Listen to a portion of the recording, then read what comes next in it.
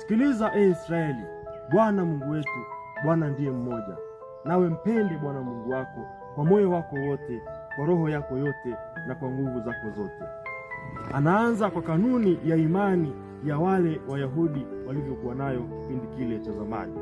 Wayahudi walikuwa na kanuni ya imani inayosema Shema Israel.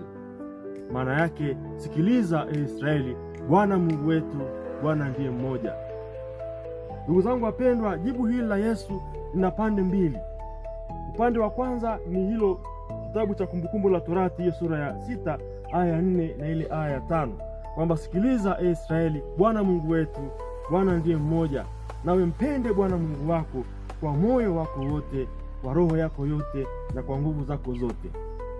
Kwenye maandiko matakatifu pale kwenye Injili imeandikwa kwa akili zako zote. Ni kipengele ambacho Bwana Yesu alikiongezea kutokana na magombo ya kale ya agano hilo la kale walikuwa wakisoma.